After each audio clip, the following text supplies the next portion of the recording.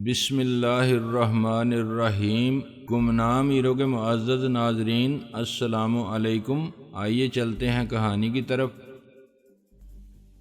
الپا یہ تمام باتیں تھارن اور شیڈو کو بتاتی جا رہی تھی۔ شیڈو نے کہا، تم نے ایک ہی امریکی حاکم کے خیالات پڑھے ہیں، تمہیں آرمی ہیڈ کوارٹر کے کسی بڑے افسر کے دماغ میں پہنچنا چاہیے، یہ معلوم ہونا چاہیے کہ ٹیلی پیتھی جاننے والے باپ بیٹوں کو کس اہم معاملے میں ٹریننگ دی جا رہی ہے۔ الپا نے اس بار ایک فوجی افسر کے خیالات پڑھے۔ آرمی ہیڈ کوارٹر میں دونوں باپ بیٹوں کو ایسے چند فوجیوں کی نگرانی میں رکھا گیا تھا جو یوگا کے ماہر تھے۔ ان کے دماغوں میں پہنچ کر مہاراج اور مہیش کے بارے میں اس اہم معاملے کو نہیں سمجھا جا سکتا تھا۔ البتہ تمام فوجی افسروں کو مہاراج نے بتایا تھا کہ نیلما زندہ ہے اور وہ ناصرہ کے جسم میں سمائی ہوئی ہے۔ تھارن نے یہ بات سن کر کہا، اب ہمیں یہ حقیقت معلوم ہوئی ہے کہ ناصرہ نے پورس اور سنا وغیرہ سے علیحدگی کیوں اختیار کی ہے۔ نیلما نے ناصرہ کو ان سے دور ہونے پر مجبور کیا ہوگا۔ شیڈو نے کہا، اب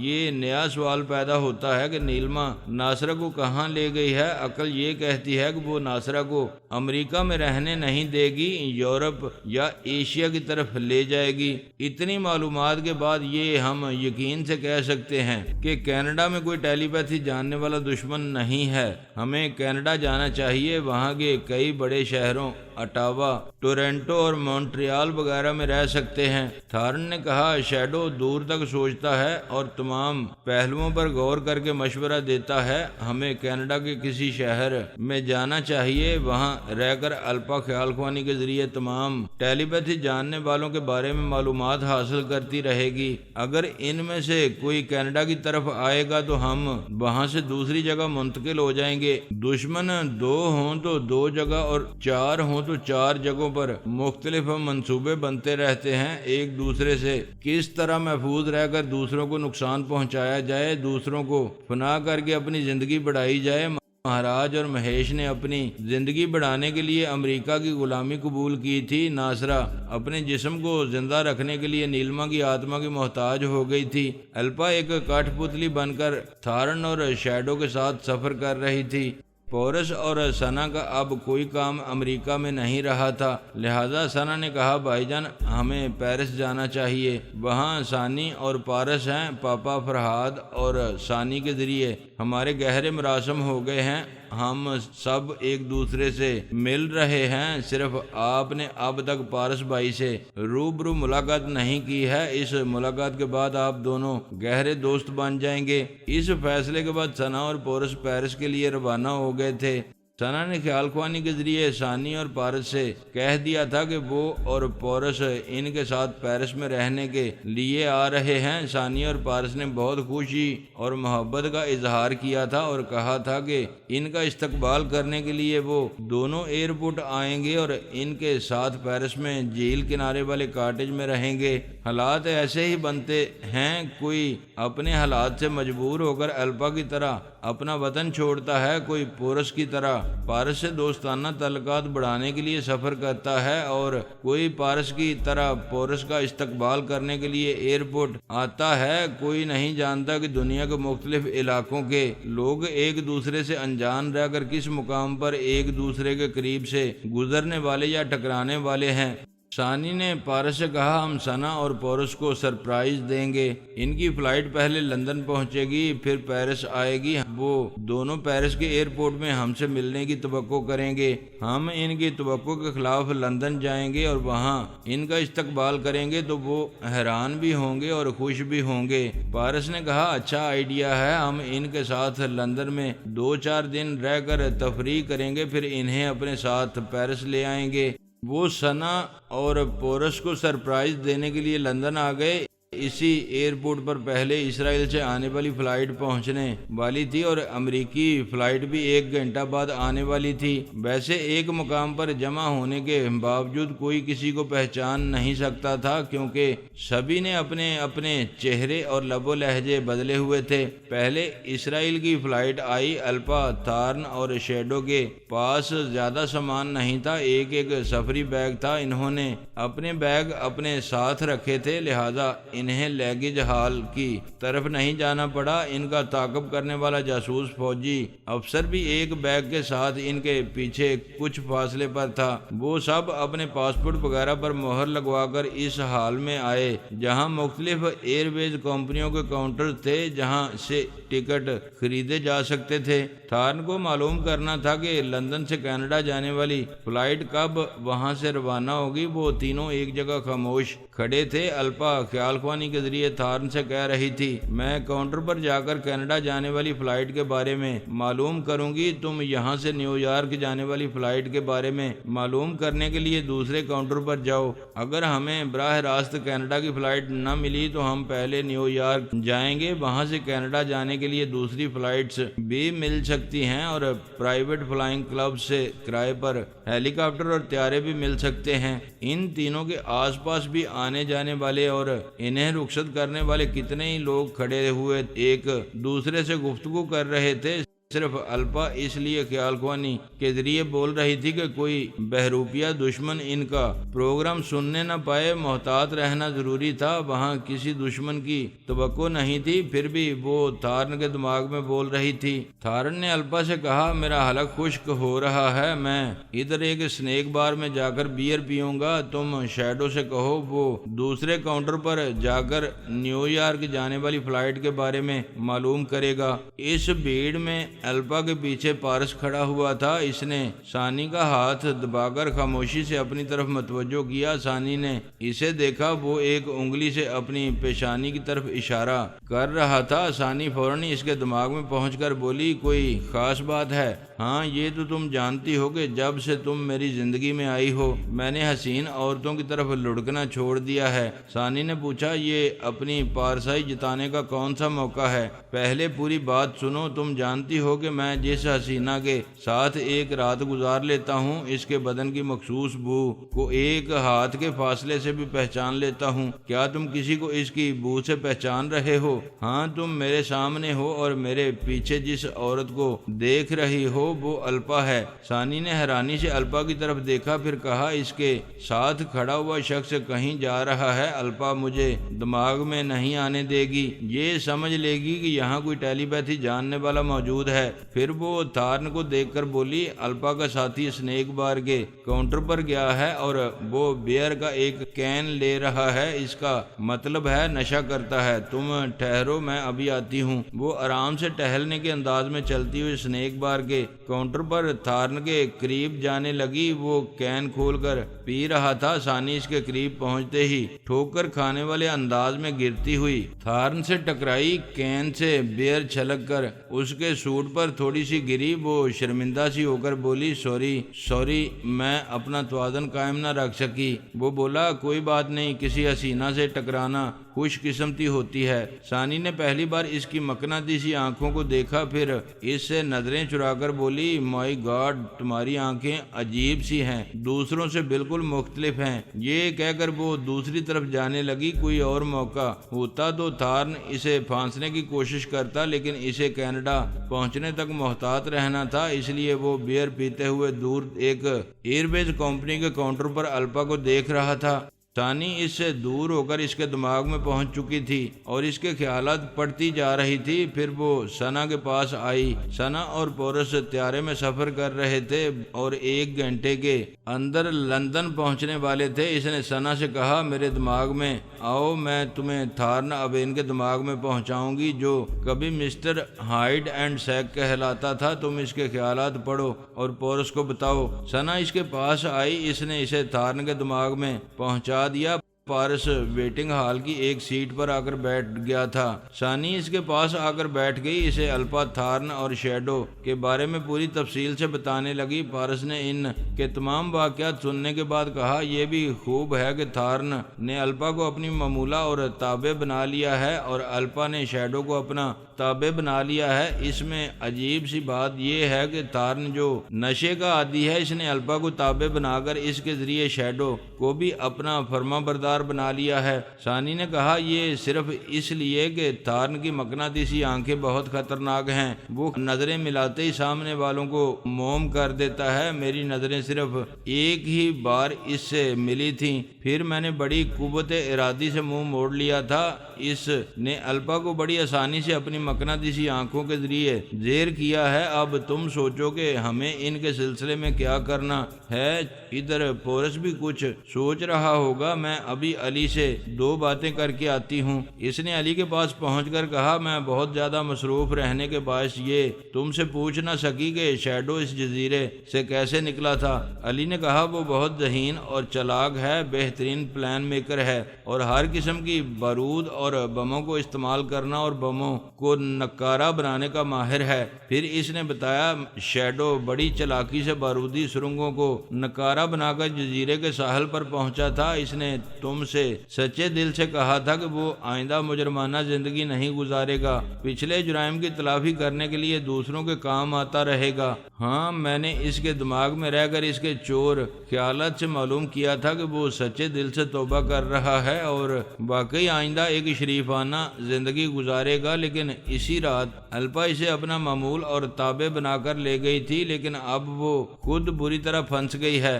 ثانی نے اسے بھی الپا، تھارن اور شیڈو کے اسرائیل سے فرار ہونے کے تمام واقعات بتائے۔ علی نے کہا الپا اور تھارن کے ساتھ کس طرح پیش آنا ہے یہ تم اور پارس سمجھو، مگر شیڈو کے دماغ سے الپا کے ترمیمی عمل کو واش کر کے اسے ایک اچھی زندگی گزارنے کا موقع دو اور اسے سمجھاؤ کہ نشہ کرنے کا یہی نتیجہ ہوتا ہے۔ جس طرح اس نے نہ پینے کا وعدہ کر کے جزیرے میں شراب کی بوتل توڑی تھی، آئندہ بھی اسے نشہ کرنے سے توبہ کر لینا چاہیے۔ وہ علی سے باتیں کرنے کے بعد تھارن کے دماغ میں آ گئی۔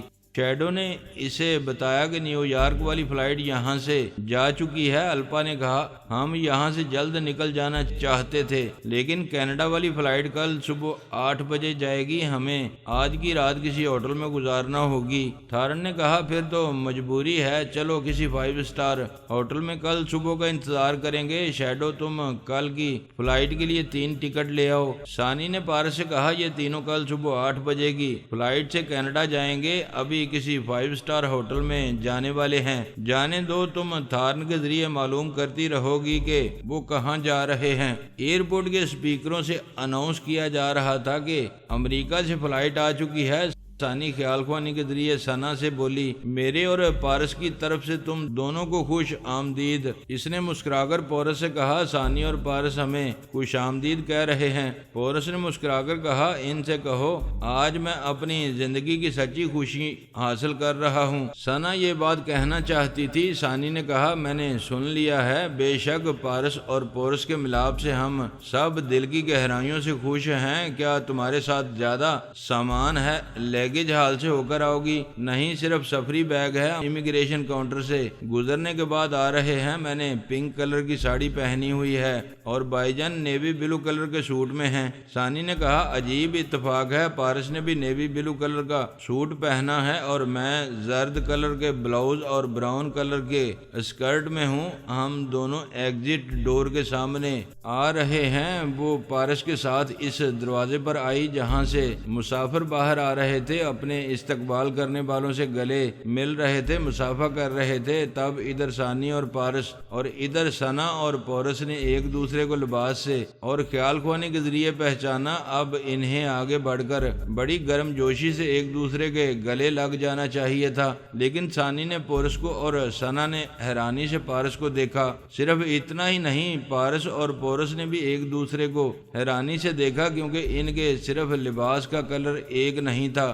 بلکہ انہوں نے اپنے چہرے جو میک اپ کے ذریعے تبدیل کیے تھے وہ بھی ایک جیسے تھے۔ ان کے میک اپ میں کچھ 19-20 کا فرق تھا جو توجہ سے دیکھنے پر ظاہر ہوتا تھا۔ یوں لگتا تھا جیسے دونوں نے آئینے کے سامنے بیٹھ کر ایک جیسا میک اپ کیا ہے اور ایک دوسرے کے مشورے کے مطابق ایک جیسا لباس پہنا ہو۔ پہلے تو وہ سب حیران ہوئے، پھر ہنسنے لگے۔ پارس اور پورس آگے بڑھ کر گلے لگ گئے۔ پورس نے کہا مجھے ایسا لگ رہا ہے جیسے میں اب تک آدھا تھا تم سے مل کر مکمل ہو گیا ہوں۔ پارس نے کہا میں بھی تم سے مل کر اپنے جذبات کا اظہار کرنا چاہتا ہوں، مگر یہ دونوں بہت ہنس رہی ہیں، بہت خوش ہیں، انہیں ذرا الو بنایا جائے۔ وہ دونوں گلے مل کر ایک دوسرے کے کان کے پاس سرگوشی کر رہے تھے۔ اچانک الگ ہو گئے۔ پارس نے ناگواری سے کہا کیا بکواس کر رہے ہو؟ میں پرانی دشمنی بھول کر گلے لگا رہا ہوں تو تم سر پر چڑھ کر بول رہے ہو۔ پورس نے کہا پرانی دشمنی میں بھی بھول کر آیا ہوں۔ دشمنی بھول کر تم نے احسان نہیں کیا ہے، یہ میرا احسان ہے کہ میں یہاں آیا ہوں۔ ثانی اور ثنا کی ہنسی تشویش میں بدل گئی، وہ دونوں ان کے قریب آئیں۔ ثانی نے پوچھا پارس یہ کیا ناراض کیوں ہو رہے ہو؟ ثنا نے پوچھا بھائی جان آپ نے پارس بھائی سے کیا کہہ دیا ہے؟ میں کیا کہوں گا، یہ تو ناک پر مکھی نہیں بیٹھنے دیتا۔ دنیا والوں نے واہ واہ پارس، ارے واہ لاجواب پارس کہہ کر اس کا دماغ خراب کر دیا ہے۔ مجھے کیا معلوم تھا کہ یہ میری اتنی ذرا سی بات برداشت نہیں کرے گا۔ ثانی نے پوچھا وہ اتنی سی بات آخر کیا تھی، یہ تو بتاؤ۔ مجھ سے کیا پوچھتی ہو؟ اپنے شوہر سے پوچھو۔ ثنا نے پارس کا ہاتھ تھام کر کہا پارس بھائی میں آپ کی بہن ہوں، پہلی بار آپ سے ملنے آئی ہوں، خدا کے واسطے بنتی ہوئی بات کو نہ بگاڑیں۔ پورس نے ثنا کا ہاتھ پکڑ کر اسے اپنی طرف کھینچتے ہوئے کہا تم اس کی نہیں میری بہن ہو، اس سے التجا کرو گی تو یہ اور مغرور ہو جائے گا۔ ثانی نے ان دونوں کے درمیان آ کر کہا بس بہت ہو گیا، میں دونوں سے کہتی ہوں اب ایک لفظ بھی ایک دوسرے سے نہ کہنا۔ پارس نے کہا تم ایک لفظ نہ کہنے کی بات کر رہی ہو؟ ارے میں تو اسے منہ لگانا پسند نہیں کرتا۔ پورس نے کہا کیا میں تجھے منہ لگانے آیا ہوں؟ مجھے کیا معلوم تھا کہ تیرے جیسے مکار نے مجھے گلے لگانے کے بہانے گلا کاٹنے کے لیے یہاں بلایا ہے۔ کیا مجھ سے کشتی لڑے گا؟ ضرور لڑوں گا، مگر یہاں لنگوٹ باندھ کر نہیں آیا ہوں۔ میں جانتا تھا کہ تیرے جیسے بدماش کے ساتھ کچھ بھی ہو سکتا ہے، اسی لیے میں نے ثانی سے کہا تھا کہ ہم لندن نہیں جائیں گے کیونکہ میرے لنگوٹ پیرس میں ہے۔ پورس نے کہا ویسے تو لنگوٹ میرے پاس بھی نہیں ہے، ویسے ہم یہاں بھی 1 گھنٹے میں لنگوٹ سلوا سکتے ہیں۔ پارس نے پوچھا کیسے سلوا سکتے ہیں؟ یہاں کے انگریز درجیوں کو لنگوٹ کا مطلب سمجھانا ہوگا۔ کیا تمہیں پتا ہے لنگوٹ کو انگریزی میں کیا کہتے ہیں؟ ہاں ویسٹ کہتے ہیں، ویسٹ انڈر ویئر کو کہتے ہیں، لنگوٹ دوسری چیز ہے۔ یہاں لندن میں ملتان یا لاہور کا کوئی درجی ہوگا تو وہ سمجھ کر فوراً سلائی کر دے گا۔ ثانی نے بیزار ہو کر پوچھا میری سمجھ میں نہیں آتا تم دونوں لنگوٹ کے پیچھے کیوں پڑ گئے ہو؟ تمہاری سمجھ میں کیسے آئے گا؟ یہ مردوں کا سب سے مختصر لباس ہے اور یہ لباس اس سے زیادہ مختصر نہیں ہو سکتا۔ پارس کی یہ بات سنتے ہی پورس کو بے اختیار ہنسی آ گئی۔ اس نے ایک کہکہا لگایا۔ پارس نے اس کے شانے پر ہاتھ مار کر کہا گپلا کر دیا، تجھ سے اتنی سی ہنسی برداشت نہیں ہوتی۔ پورس ہنستے ہوئے اس کے گلے لگ گیا، تب پارس بھی ہنسنے لگا۔ ثانی نے ثنا کے پاس آ کر کہا پہلی ملاقات میں ان 2 بدماشوں کو سمجھ لو، یہ ہم دونوں کو الو بنا رہے تھے۔ ثنا اپنے سینے پر ہاتھ رکھ کر اطمینان کی سانس لے کر بولی خدا کا شکر ہے یہ مذاق تھا، میں تو دوستی کی ناکامی پر رونے والی تھی۔ یہ کہتے ہی وہ ثانی سے لپٹ کر رونے لگی۔ ثانی نے کہا تم دونوں کو شرم آنی چاہیے، اپنی معصوم بہن کو رلا دیا۔ پارس نے ثنا کے سر پر ہاتھ مار کر کہا ارے رونے والی بھائی کے گلے نہیں لگو گی۔ وہ ثانی سے الگ ہو کر پارس کے سینے پر سر رکھ کر رونے لگی۔ وہ اس کے آنسو پونچھتے ہوئے بولا ٹیلی پیتھی کی دنیا میں آنسو کام نہیں آتے، تمہیں پتھر بننا پڑے گا اور ہم تمہیں پتھر بنائیں گے۔ ثانی نے کہا اب چلو یہاں سے، ہمارے 3 شکار یہاں سے جا چکے ہیں۔ وہ چاروں وہاں سے چلتے ہوئے پارکنگ ایریا میں آئے، وہاں پارس کی ذاتی کار موجود تھی۔ پارس اور پورس اگلی سیٹوں پر، ثانی اور ثنا پچھلی سیٹوں پر بیٹھ گئے۔ پارس نے اسے ڈرائیو کرتے ہوئے پارکنگ ایریا سے نکل کر پورس سے کہا پیرس کی طرح یہاں بھی ہمارے کئی بنگلوز ہیں، میرا خیال ہے ہمیں بنگلوز میں نہیں جانا چاہیے، ہم سب نے اپنے چہرے بدلے ہوئے ہیں، تمہارا کیا خیال ہے؟ پورس نے کہا جہاں الپا گئی ہے اسی ہوٹل میں رہنا مناسب مناسب ہوگا۔ دشمنوں کے قریب رہنے سے ذہن جاگتا رہتا ہے۔ ثانی نے کہا درست کہتے ہو، مگر یہ تو بتاؤ ان تینوں کے ساتھ کیا سلوک کیا جائے؟ پارس نے کہا ثانی یہ بات پورس سے نہ پوچھو، میں جانتا ہوں جو کچھ پورس ان کے ساتھ کرنا چاہتا ہے وہی بات میرے بھی دماغ میں ہے۔ ثانی نے کہا یہ کئی بار آزمایا گیا ہے کہ تم دونوں ایک جیسی پلاننگ کرتے ہو۔ آج تو ایک جیسے لباس اور ایک جیسے بیس بدلے ہوئے چہرے دیکھ کر حیرانی اور بڑھ گئی ہے۔ ویسے میں یہ بتا سکتی ہوں کہ تم دونوں ان کے ساتھ کیا سلوک کرو گے۔ پارس نے کہا بتاؤ ہم کیا کریں گے؟ وہ بولی ثنا کی ذہانت کو پہلے آزمایا جائے، بولو ثنا۔ ثنا نے کہا میں نے جو تعلیم حاصل کی ہے اس کے مطابق کہتی ہوں جو صراط مستقیم پر سچائی سے چلنا چاہتا ہو اسے گمراہی اور شیطانوں کی صحبت سے ضرور نکالنا چاہیے۔ شیڈو راہ راست پر آنا چاہتا تھا لیکن الپا اسے ٹریپ کر کے لے گئی۔ ہمیں سب سے پہلے شیڈو کو الپا کے تنویمی عمل سے آزاد کرانا چاہیے۔ اس کی باتیں سن کر پارس نے کہا اب تم بولو ثانی۔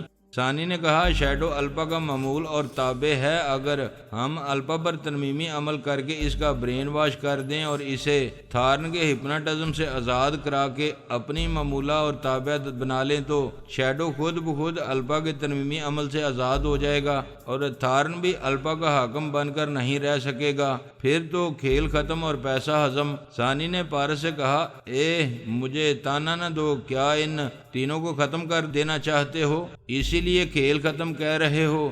وہ تینوں معمولی دشمن نہیں ہیں، تینوں غیر معمولی صلاحیتیں رکھتے ہیں، انہیں اپنے ہاتھوں سے کیوں ختم کیا جائے؟ خود ہی انہیں ختم ہونے دو۔ ثانی نے پوچھا تم کیا کہتے ہو پورس؟ وہی جو پارس کہہ رہا ہے، ہم دونوں ٹیلی پیتھی نہیں جانتے ہیں، ایک دوسرے کے دماغ میں پہنچ کر اور ایک دوسرے سے مشورہ کر کے ایک ہی بات نہیں بولتے ہیں۔ تم اور ثنا ٹیلی پیتھی جانتی ہو، تمہیں دونوں باری باری ہمارے دماغوں میں آ کر خیالات پڑھو، معلوم ہوگا کہ ہماری لائن آف ایکشن ایک ہی ہے یا